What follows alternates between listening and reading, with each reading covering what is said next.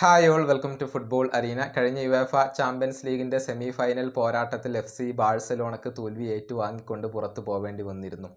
6-നെതിരെ 7 ഗോളുകൾക്കാണ് Inter Milan FC ബാഴ്സലോണയെ പരാജയപ്പെടുത്തിയത്. Inter മിലാനും PSG തമ്മിലാണ് ആ ഒരു കലാശ പോരാട്ടത്തിൽ ഏറ്റുമുട്ടുക. FC ബാഴ്സലോണയുടെ ആരാധകർ എല്ലാവരും വലിയ ശുഭാപ്തി വിശ്വാസത്തിലായിരുന്നു. ഇത്തവണ ഏറ്റവും കൂടുതൽ കിരീട സാധ്യത കൽപ്പിക്കപ്പെട്ട ടീമുകളിൽ ഒന്ന് ബാഴ്സയായിരുന്നു.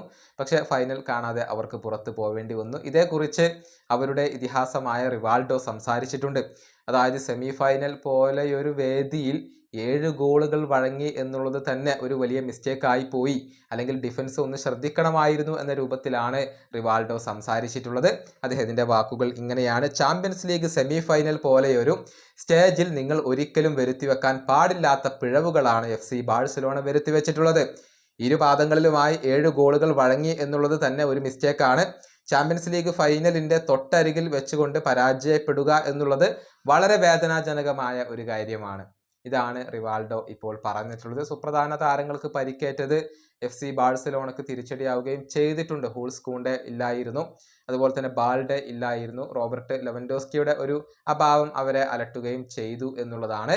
ഏതായാലും അടുത്ത സീസണിൽ FC ബാഴ്സലോണ പൂർവാധികം ശക്തിയോടുകൂടി തിരിച്ചെത്തും എന്ന് തന്നെയാണ് ആരാധകർ ഇപ്പോൾ പ്രതീക്ഷിക്കുന്നത്. ഈ വീഡിയോയുടെ അവസാനിപ്പിക്കുന്നു. അടുത്തൊരു വീഡിയോയിൽ കാണാം.